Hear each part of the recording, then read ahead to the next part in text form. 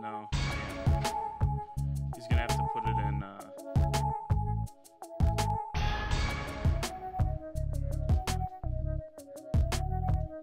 He's going to have to preview.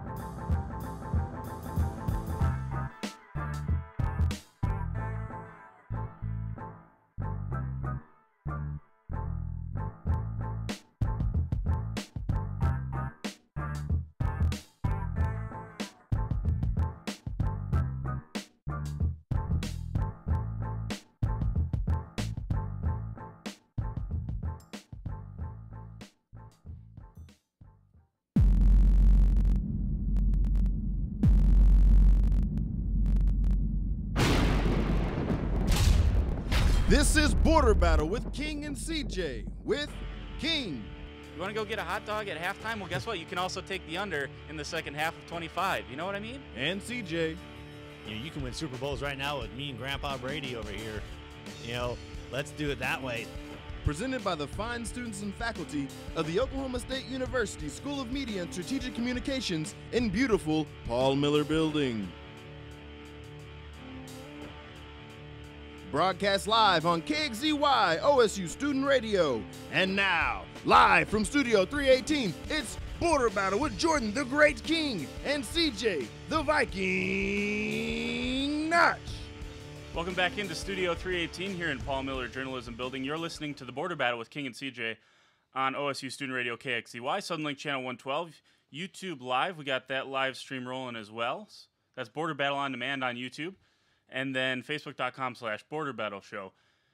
We are going to take a quick break at the beginning of this segment here to get the voice of the Cowboys, Dave Hunziker, on. We're happy to have him on. Super stoked about that. But first, we're going to tell you about our bracket competition, remind you about that.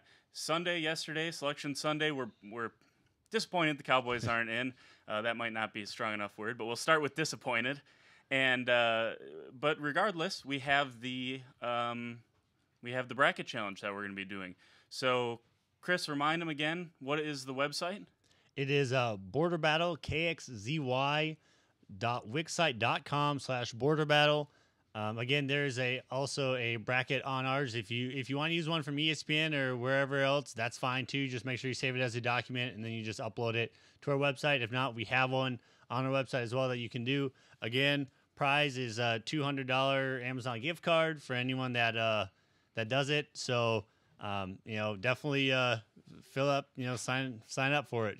There's nothing to lose. Nothing to lose. Literally nothing to lose.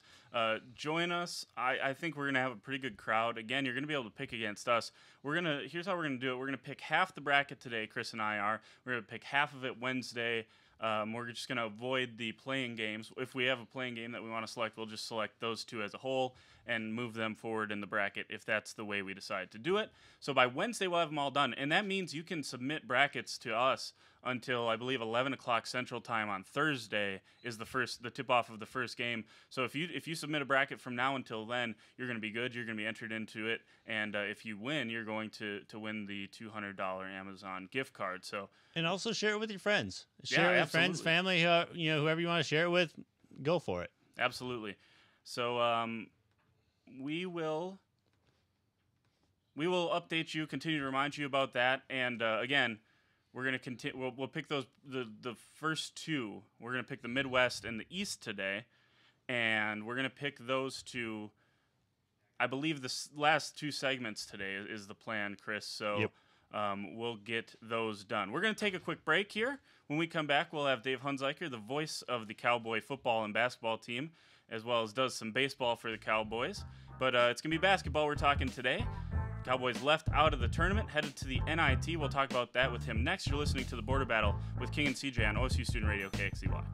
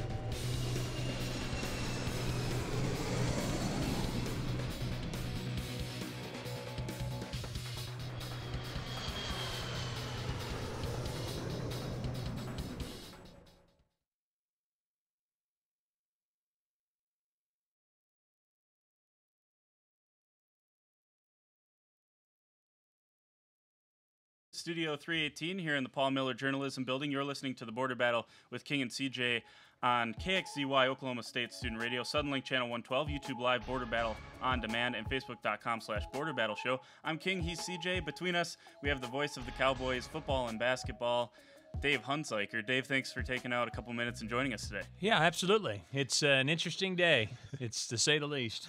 So what was your first initial reaction when you saw Oklahoma pop up on the board and then the next team was not Oklahoma State? Well, I was in the room of the players, and the big thing was it was about as bad of a mood as you could see. I mean, it was just quiet, and guys obviously thought they were going to be in. It's, some of it I understand. I don't understand how you can ignore the last part of a season. That I don't get, whether you put Oklahoma State or anyone else ahead of Oklahoma. I mean, you play the tournament in March, right? And anyone who follows basketball or is involved in basketball understands that the most grueling part of your season, where you find out how good you really are, is in conference play, when every team knows when you blow your nose, which nostril it comes out of, and how much is coming out. They know everything about you. So that challenges you in a whole different way. Now the committee suddenly says the games in November and December are of equal value. I don't know anybody in basketball that would ever agree with that. It just doesn't make any sense. Now, the reason why they did that is because of the unbalanced conference schedules. The Big 12 is the anomaly now, playing the double round robin. So if you're in the Big 10, for example, you could catch a couple of hard games on the road at the back end of your conference schedule just by luck. Bad luck. I understand that. But that doesn't apply to Oklahoma. They play a double round robin. I just don't, and it's no disrespect to the Sooners, I just don't get it. That part of it, I just don't understand. And again, whether you decide it's Oklahoma State that should be in, or St. Mary's, or whoever you want to advocate for, suddenly what's happened to me is they've said conference play doesn't matter anymore. Well then, wow. Yeah, it does matter. And it's funny because we've gone the flip side of football. Football, they keep saying conference championships matter. Now they're saying to me conference championships don't matter at all. It's just strange. And that you would take Kansas and put them as a 1 seed with 2 losses to Oklahoma State, that kind of blows my mind. It's like, well, wait a second. Those are bad losses now, right? You lost to a team that didn't make the tournament. Those are bad losses, but they're a 1 seed. Some of it puzzles me. I don't proclaim, though, to be an expert and complain too much because they study it. They work hard at it. Not going to sit here and just go crazy on it. Needed to win 1 more game if you're Oklahoma State. You're probably in pretty good shape. What happened is, then I promise I'll be done. What happened is you got into this game of RPI ping pong in late January, early February. You'd win at Kansas. You go to Kansas like it's 105 in the RPI. Then you win that game, and you're up to like 88. Okay, good shape. Then you come home, and you play Baylor, and you lose, and you're right back down to 98. And you've gotten this RPI ping pong because you couldn't string wins together, and so the next thing you know, you're sitting there at the end of the year, and you're 90th in the RPI, and there's a lot involved with that in terms of the scheduling. We could get into that, but I feel bad for the guys. I mean, you'd think if you sweep Kansas, you'd be in, and but obviously the committee felt like non-conference strength of schedule, despite saying a month ago that they didn't think it was all that important. Now suddenly it is, and you got to have some consistency, I guess. Well, especially for like the Big 12. I mean, you can make this strength of schedule argument for non-con, but if you're playing an RPI 125 and then you're playing an RPI 25 and you're playing Duke, but then you get a cupcake, and then you're playing North Carolina, you have these, whereas in the Big 12 it's game after game after game. You mentioned going and playing Baylor back at home. Shouldn't Oklahoma State get some reward for the grueling schedule that is the Big 12? Well, you would think. I mean, and another problem I have is, and again, it's easy for me to sit here and say this, I'm not in the committee, because they do a good job and they work really hard at it and they take pride in it. And I've got a summer project. I'm going to dig into the analytics hard, and I'm going to try to find as many basketball people as I can find to find different opinions on, do the analytics work? I'm going to look for ones that have kind of a thorn in the side over them, or I'm going to dig into them. I need to learn more, because obviously I don't understand them as well as I should. I didn't going into it, and so it'd be good to learn more. And I just want to see how it all works really in detail. But let's take Oklahoma State's unique circumstance. So the committee says you've got to play a good non-conference schedule, that Oklahoma State didn't expose themselves enough in the non-conference. You're Mike Boynton. You're a first-year head coach coming into a very volatile situation where fans are angry. Underwood's bolted after a year. You're in your 3rd head coach in 3 years. you've got a very upset, frustrated fan base. If I were in his shoes, quite candidly, I'd have a hard time loading up and playing a bunch of really hard mid-majors, because my thought is I've got to have traction. I've got to have credibility with the fans, because here's the deal. TCU plays Nevada, St. Bonaventure, Belmont, all top 80 teams, all good programs. I mean, Rick Byrd at Belmont's one of the best coaches nobody knows about in America. The problem for Mike Boynton is if he schedules Belmont, and it's a great game to play, but they come in here and beat Oklahoma State, under the circumstances he's under, his credibility takes a downward jump immediately. Unfairly so, but the fans don't know Belmont's good. They don't know that. They don't know St. Bonaventure's any good. No matter, John Holcomb and I could talk till our air runs out of our lungs. They don't know they're any good. So if he schedules those people and he gets beat, he's in a bad PR situation. So he needed to schedule some wins. At the end of the day, it was a whole bunch of unique circumstances that kind of came into play. They had some good non-conference games. They played Wichita State here. It's a good non-con. Florida State and Miami is a good non-con game to play. Tulsa turned out to be better than what we would have thought. A&M, and frankly, A&M is not nearly as good as everybody thought they were going to be. Everybody thought going in they were a Final Four team, and early in the year when they were on, they looked like one. West Virginia would tell you that after the opener. So it's just a lot of things that came into play, but I guess Coach Boynton's unique circumstances, I wish they would have given him a little bit, and maybe they did, benefit of the doubt on, you look at their circumstances are pretty unique. And they also said, Bruce Rasmussen told the Omaha World Herald about 3 weeks ago, talking about the non-conference strength of schedule, that, for example, Nebraska didn't need to go play the same non-conference teams that Michigan State did to prove its worth, because that's not reasonable for Nebraska to do. It's reasonable for Michigan State to do it. They go play a bunch of teams 200 and above. They're like, what the heck are you doing? Nebraska plays a couple above 200, and they sprinkle in some in the top 50 and top 75. That's okay for them. So it didn't seem to me that Oklahoma State got that benefit of the doubt out of that as much as I would have expected based on what Bruce Rasmussen, the committee chair, had said a month ago to the Omaha World Herald. It really caught me off guard. So obviously we know it was hard for the players to see their name, the team not being picked. Do you think the reaction would maybe have been less painful if OU wasn't picked? Sure, I think so. And you never know. OU's a 10 seed, good grief, and they're playing a Rhode Island team. It really hasn't been playing that well lately, so that'll be interesting. Yeah, I think so. They beat them 2 out of 3 times. They'd just beaten them. I don't like how they pulled the brackets out. I'm old school on anything anyway. I'm not much for change, so I shouldn't speak to that. But yeah, I think it made it worse. The first thing that caught my attention when Baylor was out. And here's another. Now, let's be honest. Baylor swept Oklahoma State, but when Baylor was out, I thought, okay, here we go. We're good. And it took me a minute in that new format to figure that out. It's like they put the next sheet up, and I looked up. It's like, oh, crud, Baylor's out. We should be good. Not so fast. There was some school of thought. I talked to a national basketball analyst Saturday night who sent me some direct messages on Twitter, and he said, and he's very blunt with me, he said, Dave, you're off base. You're not getting in. He's just honest. It's not going to happen. And it's like, oh. Then we had a nice, tete-a-tete about why or why not. But I think there's some perception out there that the Big 12 at the top is really not as good as people think. Kansas with a thin team is able to win the league. And, we know how limited they were and how they had to play small, not playing the way Bill Self normally wants to play.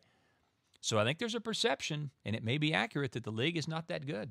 And so what can help Oklahoma State and everyone else, and especially Oklahoma State being left out, the best thing to do is the league to go crazy in the tournament, put 2 or 3 in the Sweet 16, a couple in the Elite 8, and prove them wrong. Because I think that's the perception. I think that's the perception that maybe hurt Oklahoma State deep down. I think the committee said, we're not convinced the Big 12 is that good. And the tournament performance by the league in recent history has not been very good.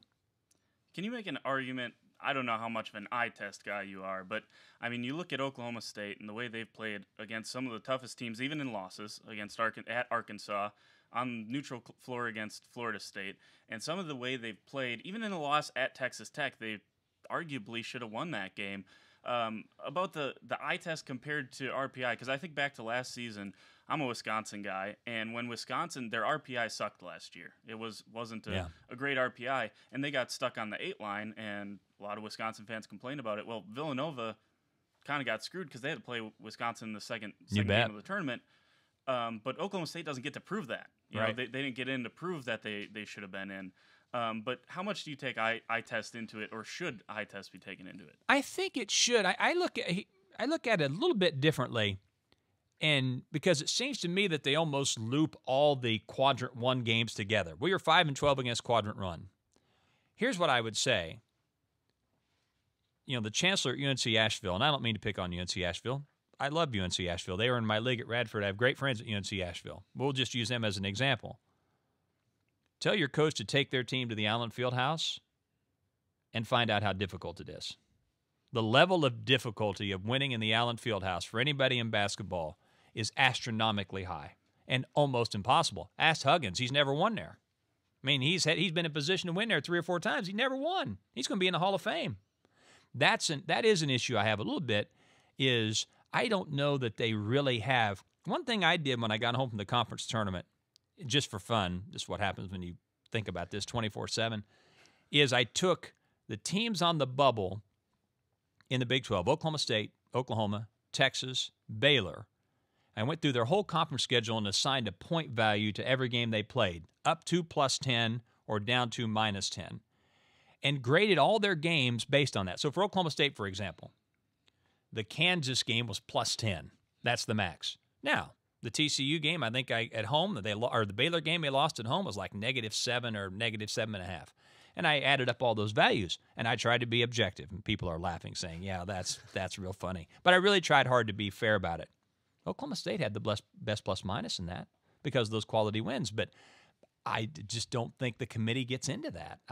You hope they do. Maybe they do. I'm not in the room. I shouldn't say that. But obviously they don't they don't judge those maybe as much as we would think. Let's just say it that way. I don't think it carries as much weight as you might think. So obviously, you said the Big 12 maybe has something to prove for March Madness. Does Oklahoma State have something to prove now in the NIT? Is it something maybe they'll play with an edge now because they were left out? I wish that were true. I could sit here and tell you that's true, but it's not. I mean, because nobody's paying attention. Nobody's paying attention. To me, the motivation for the NIT is simple. This is just me, in my opinion. And you've got to find something to make you want to play. And you can use that for an edge, but that kind of stuff tends to wear off after a while anyway. You got to get Coach Boynton back to New York. If those players love him as much as they do, and I know they do, he grew up in Brooklyn. He used to go to the Garden and watch the Knicks. He loves the Knicks. It would be a great way for the players to cap off the year to get him home to coach in the Garden. Oklahoma State's a team that actually has something like that they can hang their hat on from the NIT. Most teams are going through the motions. I hope they embrace that, because you can go to the point-to-prove thing, but here's the deal. Do you really prove a point? No, and nobody's paying attention anyway. I hate to say it, it's the truth. To me, get Coach home. That's the motivation. If you appreciate him, get him home. Well, if you'd like to stick around for 5 more minutes. I'll stick around. Would you like to? Heck yeah, let's do it. All right. We'll talk a little bit more of the NIT, maybe a little Radford talk, your former school that you did play-by-play at. We'll talk a little bit about them. We'll take a quick break. We'll be right back. You're listening to The Border Battle on OSU Student Radio KXCY.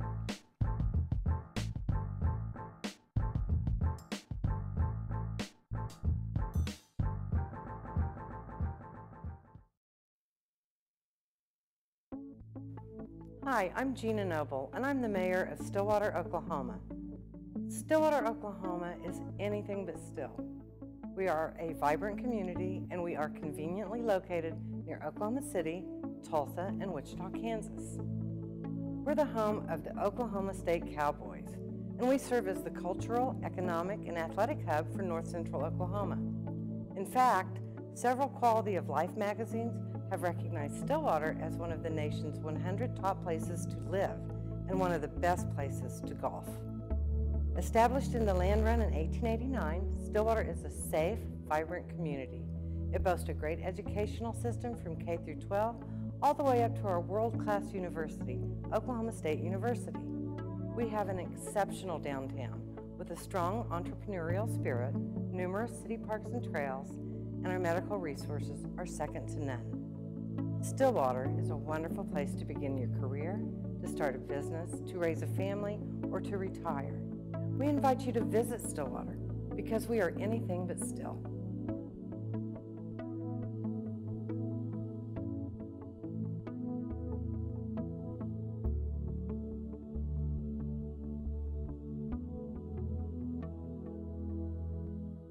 Think you're not involved in your community?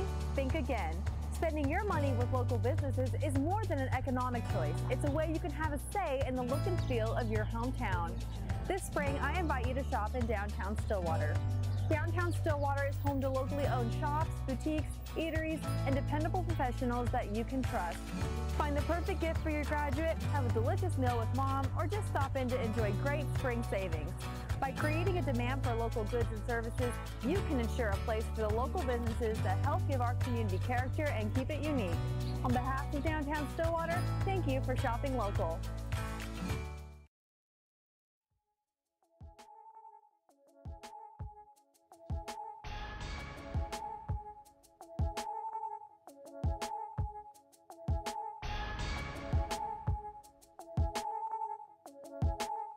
Welcome back into Studio 318 here in the Paul Miller Journalism Building at Oklahoma State University. We're going to forego some Tiger Woods talk. Tiger, he looked like old Tiger. A couple glimpses of old Tiger, I think, yesterday afternoon. We're going to forego that and stick with Dave. He's willing to stick around. Thank you so much for sticking for a second segment. The voice of Cowboy football and basketball to most, for those lucky enough, professor to some of us. So I was lucky enough to take his announcing class last semester and enjoyed that a great deal. So thanks again for sticking around for a few more minutes. Oh, absolutely. It's an interesting time. Florida Gulf Coast, if you want to jump into that. I think style-wise, it's a good matchup for Oklahoma State. They want to play fast. They want to press. And Oklahoma State thrives in broken court situations. That's why they beat West Virginia. That's why they beat Kansas twice. So it comes down to, and Florida Gulf Coast is a really good team, but I think it's a really good matchup style-wise. If they were a grinder team that played the gaps defensively and played slow, then you'd really be worried. So it really comes down to, I think, where are they at mentally? The first game's the hardest. Once you start playing, it kind of becomes routine.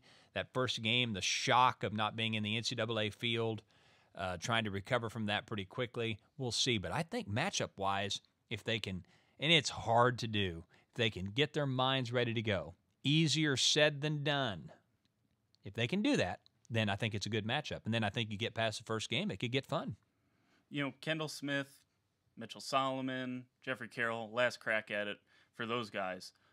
What response, knowing them better than the average Cowboy fan, what response do you expect out of those guys? I think the big thing is I think they like Coach Boynton so much. I think they're going to want to play hard for him. I think they'd love to get him back to New York City to coach. And I think they're responsible people. I mean, they're guys that, they understand that in life you just can't shut it down. I mean, we've had teams here where they did. I mean, we got beat by Marist in here, whatever that was, 11 years ago. I mean, holy moly, we were in a bad place mentally. But that team in 07 collapsed at the end of the year. I mean, really collapsed at the end of the year. And so you could kind of see that one coming a little bit. In 08, you had the same type circumstances where teams struggled at the end of the year, and it was becoming, clear that there could be a coaching change involved, so that wasn't very good. So many times you go into the NIT, not playing well and just kind of searching, and then players just kind of mail it in. This is different. This team's been playing well, and they had the motivation, I think, of trying to get Coach back home. So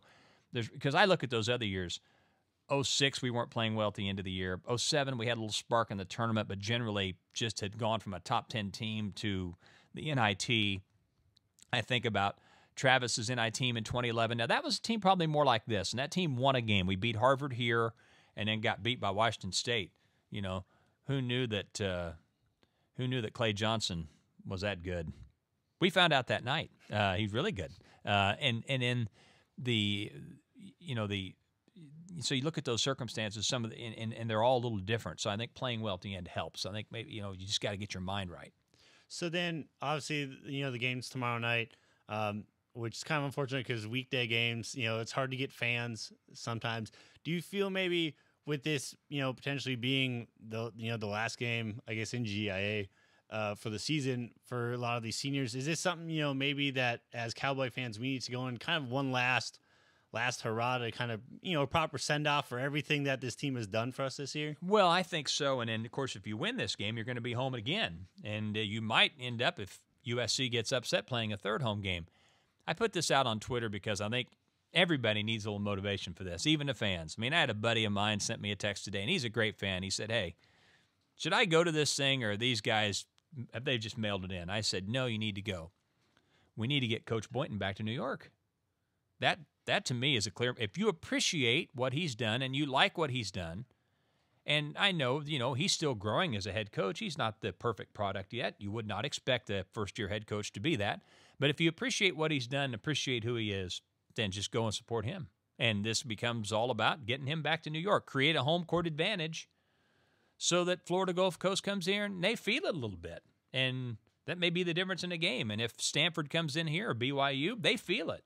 I think that's where you can help, is if you appreciate Coach Boynton, try to help him win a couple of games, and if nothing else, say, hey, I like Coach, I like what he's doing, we're going to grow with him. Let's do what we can to get him home to New York because we appreciate what he's trying to do. And we know he's learning, but we appreciate who he is and how he interacts with the fans. So, a quick word about your the former team school that you were at, Radford. They're in the tournament today. Yeah. Were they ever, I believe you said did they go to the tournament once or twice when you were there? Once, 1998. This was the 20th year anniversary of their trip, as a matter of fact, and they had a big reunion into January. I would have loved to have gone, but got to text back and forth with a bunch of the guys. And they've had some pretty good teams. And we won the league a lot when I was there. I think we won it in the regular season 2, if not 3 times, and we only got to the tournament once. That's the kind of the way the low majors work, and they get in the play-in game, which I wish they would have avoided that, but hit a shot, a 3 at the buzzer to beat Liberty at home, and really enjoyed watching that and thrilled for them. Mike Jones has done a really good job there because they were coming off NCAA sanctions when he came in. That was embarrassing to think that previous coach would actually get them into trouble, but it happened, and they've bounced back. Mike does a first-class job. They really guard. They play the gaps. They're a great offensive rebounding team. Do they have the horses to be that first 16 to beat a 1? Probably not dynamic enough offensively because they can struggle to score, but, hey, they're happy to be there, and, it's good for them as it's hard, and it's been a while, and they've had some tough times, so I'm really happy for them. In your opinion, what's the mentality of a 16? Would you rather be in the play-in game to potentially win an NCAA tournament game or be in the final 64 field? I think it depends on your team a little bit. That's a really good question. I think it depends on your team. I think if you have a team that has some experience in the tournament and maybe is a team that has overcome some injuries, then to be honest, I don't know if you want to be in that play-in. I think you just want to go. And there have been some 16s recently, and sometimes, though, the play-in game, they seem to play well after the play-in game and they face a 1. But a lot of times you've been in that play-in game, you've got the number 1 overall seed or you got the number 2 overall seed, so that kind of stinks. But you've had some flashes where that 16 has played them tough. I mean, it's been a while since we've had a really, really tight one, but one of these years it's going to happen. Kansas could be a vulnerable team just because they're so limited in depth, and that scares you going into the tournament. I don't think it'll happen, but that always makes you a little bit leery.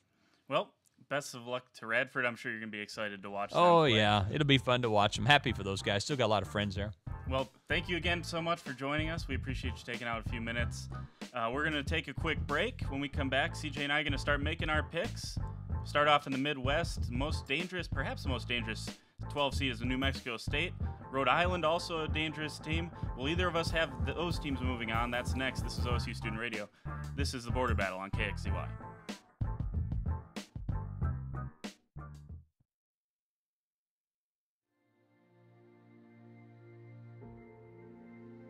What is arts and sciences? We aren't all about the arts. We like to think of ourselves as explorers. From exploring the human mind to discerning the building blocks of the universe.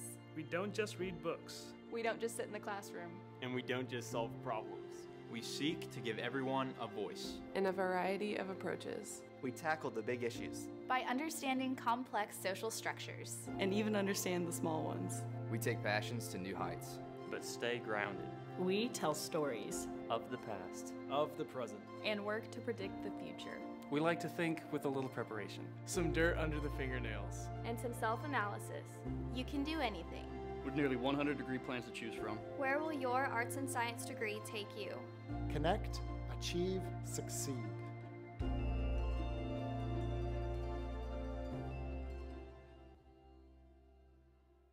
To our neighbors and friends, we come to you today to let you know what's on our hearts. Because you're the reason what we do is so much more meaningful than a job. The reason we believe in the power of investing in tomorrow and the power of community. So this is simply thank you. As we step boldly into a time of growth and change, consider this our promise that every investment in our hospital is an investment in our communities. This spring, I invite you to shop in downtown Stillwater. Downtown Stillwater is home to locally owned shops, boutiques, eateries, and dependable professionals that you can trust. Find the perfect gift for your graduate, have a delicious meal with mom, or just stop in to enjoy great spring savings. By creating a demand for local goods and services, you can ensure a place for the local businesses that help give our community character and keep it unique. On behalf of Downtown Stillwater, thank you for shopping local.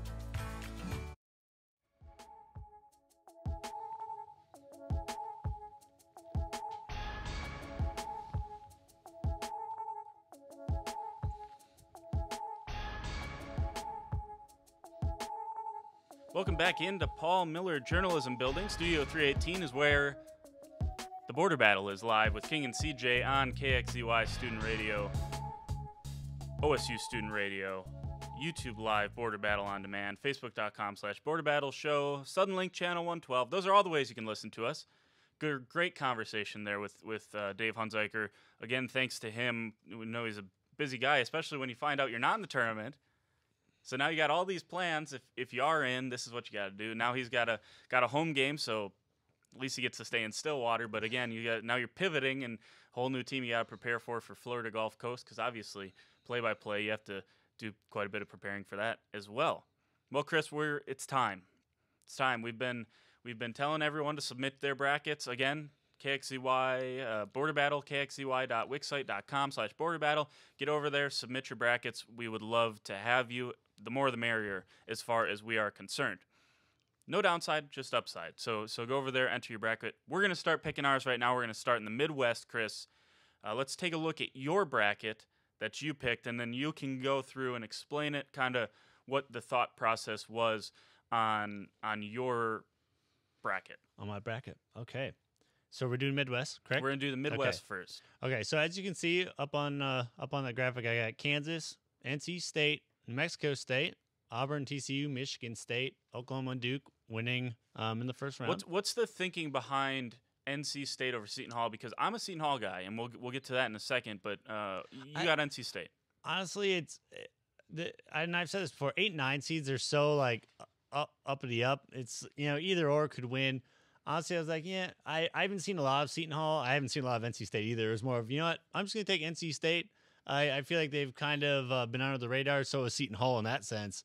So I'm not making a good argument there. But it was 8 9s for me. I just pick a team, honestly, depending on the matchups. More of a coin flip for you. Yeah, it's more of a coin flip. And, it depends a little bit, too. Now, there's different parts of the bracket. East and East, for instance, was a little harder. So it just depends. When I don't really know the teams very well, I will just pick one. I'm gonna stay away from the OU URI game because I'll take that when we're explaining my bracket. You set up a New Mexico State Auburn game, and you have Auburn moving New Mexico State, moving to the Sweet 16 here.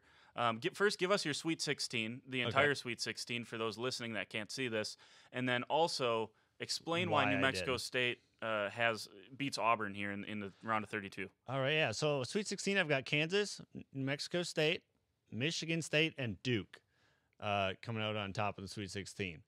Now, the reason from New Mexico State, I consider them a dark horse.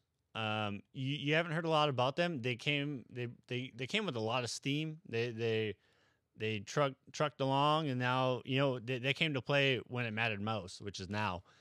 So I think it's just a team you haven't heard a lot about. That's why I think they'll handle Clemson pretty easily. And even Auburn. Auburn's good. Don't get me wrong. but you can make the argument: is New Mexico maybe seated a little low? Could they be a little higher? I think they could. I think it's New Mexico to me is a dangerous 12 seed. It's kind of like we talked last year when Wisconsin was an 8 seed. It's that same sense of is New Mexico a top 5 seed? No. But I don't know. As a 12 seed, I think it's a dangerous thing to put them at. I mean, Auburn lost to Bama, and granted, Bama's a 9 seed. Again, but New Mexico State, just to make that right. Because yeah, they beat New Mexico to get in the tournament, so I don't want anyone New Mexico State. Yep. New Mexico State got some. They got some good players. Zach Lofton averaging 19.8 points per game. Jamario Jones 11 and 13. This is a dangerous team. By the way, Underwood haters that seem to be around here, they beat Illinois. They also beat number 24 at the time, Miami, Florida. That's a tournament team as well. Davidson, tournament team. They beat some tournament teams. So I don't think they easily handle Clemson, but I do think they beat Clemson. We'll get to my bracket again in a second. Who do you have going to the Elite Eight and then Final Four? So then I've got Kansas finally ending New Mexico State's run, and Michigan State beating Duke, and then I've got Michigan State pulling through to make it to the Final Four. All right, so you got the 3 seed. We'll take a look at my bracket. I also have Michigan State going to the Final Four out of the Midwest region. I love Tom Izzo in March. You know that. Everyone knows that. Tom Izzo in March is one of the, if not, I'm going to say one of the, because I don't want to be disrespectful to great coaches that I'm just not a fan of, like Coach K. But Tom Izzo is one of the greatest coaches when it comes to March. I also have New Mexico State. I take Seton Hall over NC State because I think the Big East is underrated as a conference, and I think NC State is a very average team from the ACC. I think their record is a bit inflated. Auburn, I think, is just a great team. I think I'm shocked that Auburn didn't make a better run in the SEC tournament. I think they're far and away the best team in the SEC when you talk top to bottom.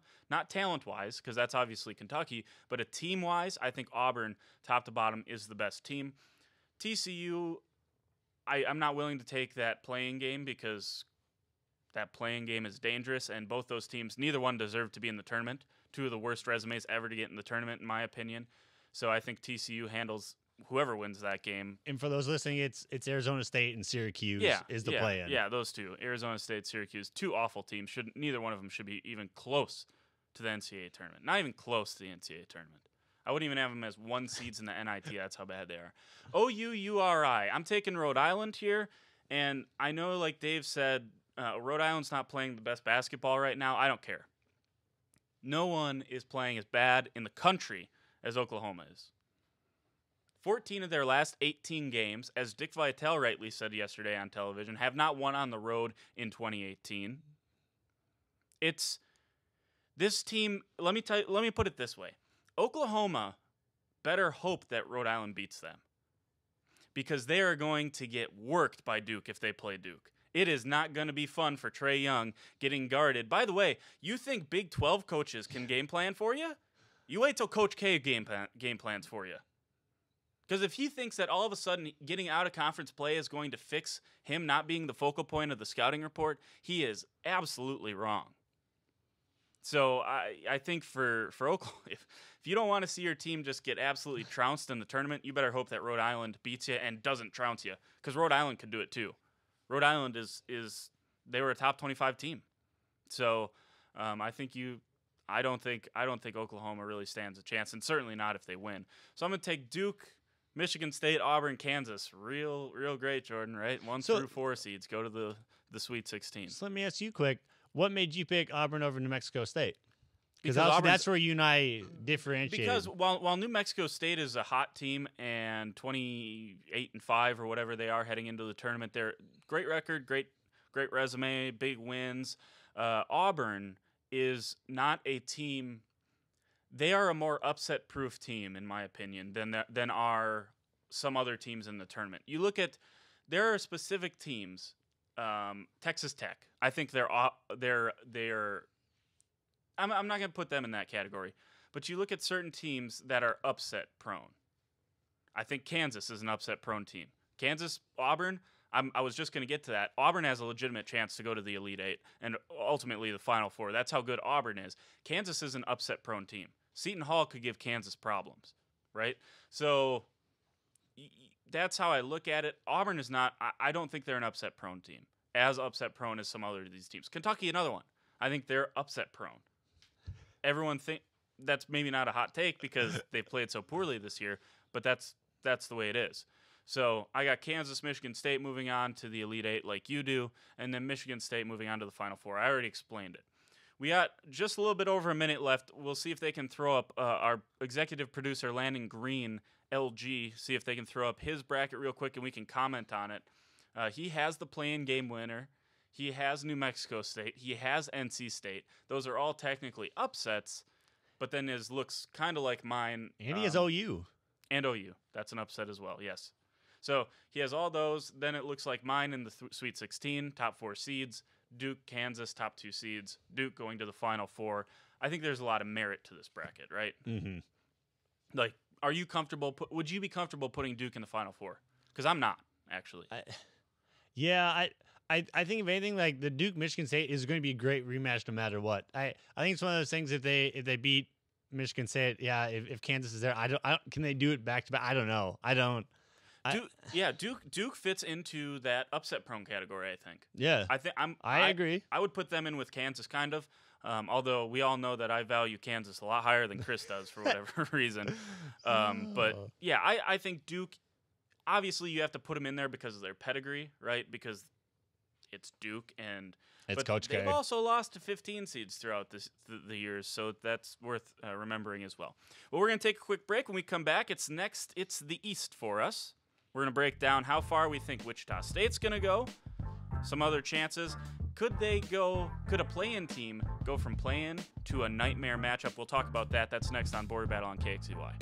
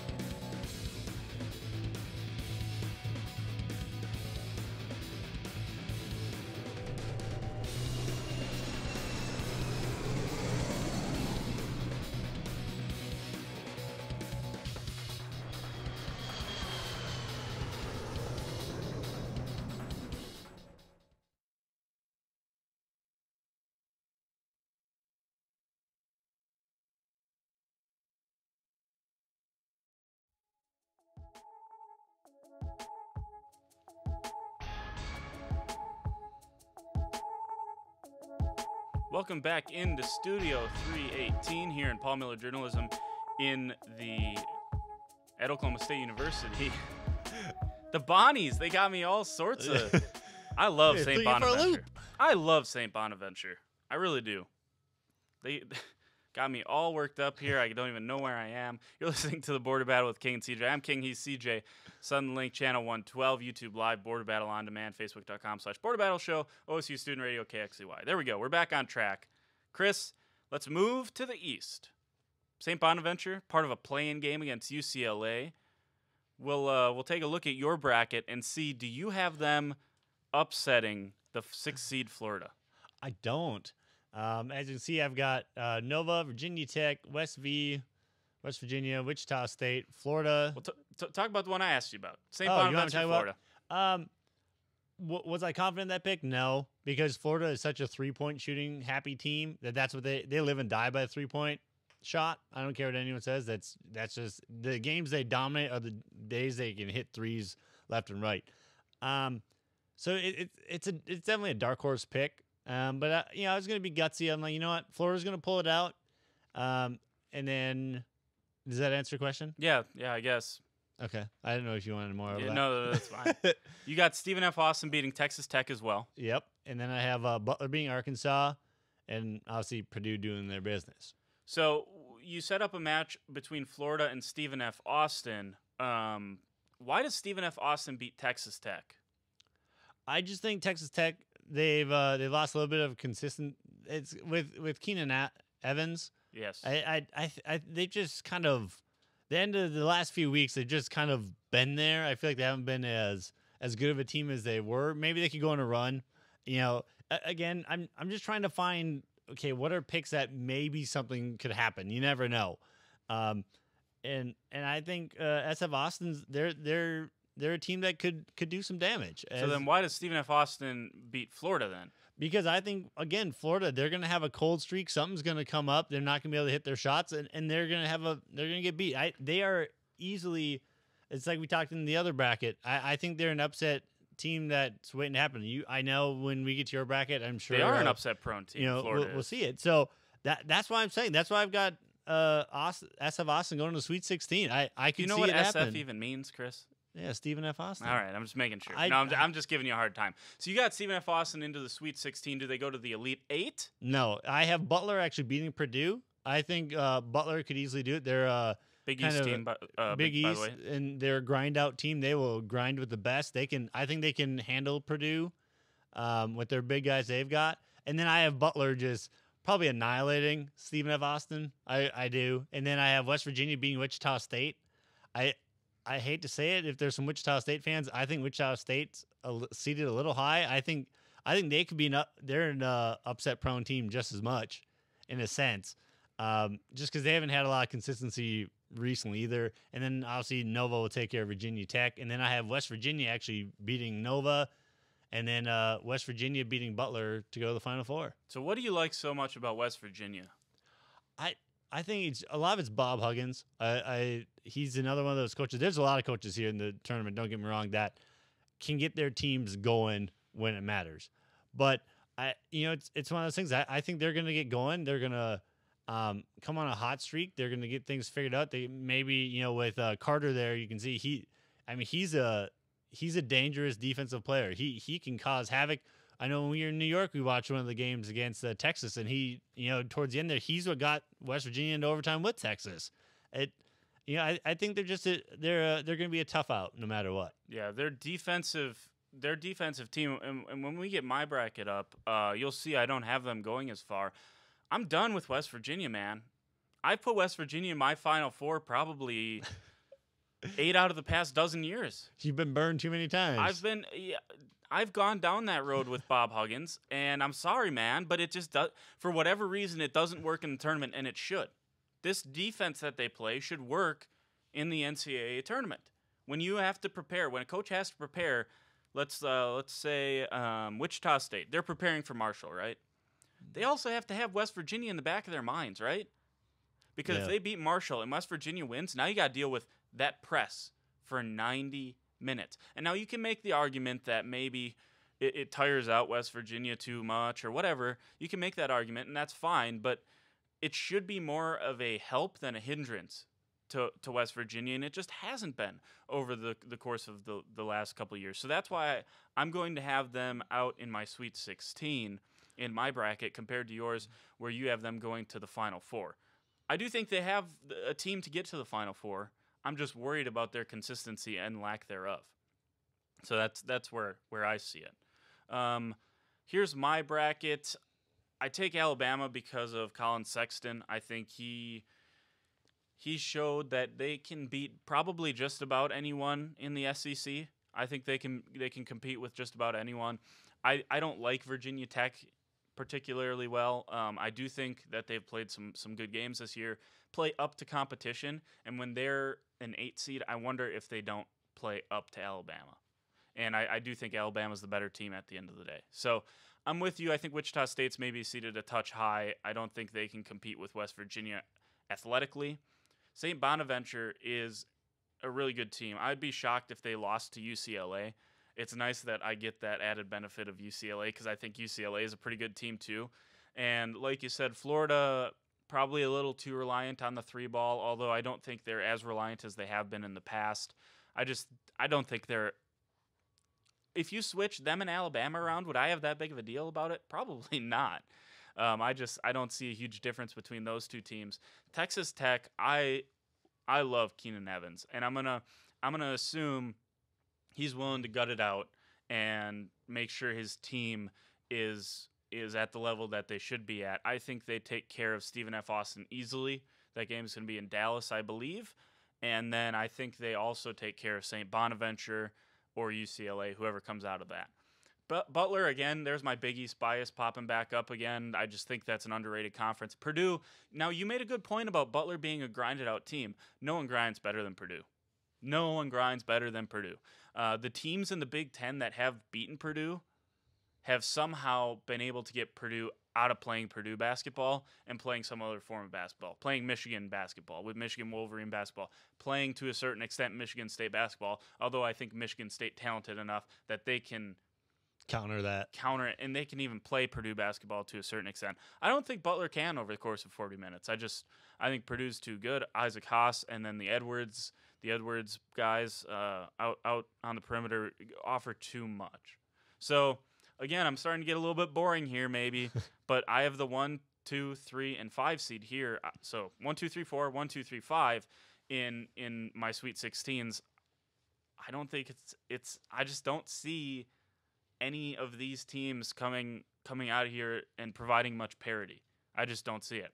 Villanova, Purdue, top 2 seeds heading to the Elite 8. Purdue cutting down the nets in the East. Here, if you look at last year, Villanova, and I'm going to do this because I think it makes sense. Villanova, Wisconsin. Wisconsin was able to slow Villanova down, play good defense, and kind of assert their will on offense. I think Purdue can do the same thing this year. And by the way, Purdue's a better team this year than Wisconsin was last year. So I'm worried about Villanova, but you have to give Villanova a little bit of an edge as far as like against West Virginia, and they'll have a shot against Purdue. Like that's going to be a close game, and it should be, being an Elite 8 game. They can do a lot of things well.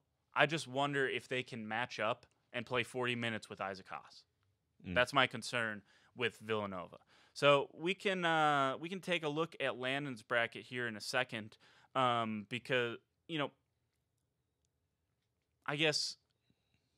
What is the biggest thing while we wait for Landon's bracket to get up here? What is the biggest thing you look for in an upset caliber team? Talking the lower seed. We've already kind of talked about the higher seeds. If you shoot a lot of threes, stuff like that. What do you look for in a St. Bonaventure? Because speaking of upsets, Landon's got them going to the Sweet 16. I think a lot of it's when you look at it, what does the team do well? What are their strengths, weaknesses? How do they match up against other teams? I've heard too, even if let's say UCLA wins a playing game, their guards are a lot bigger than Florida's guards.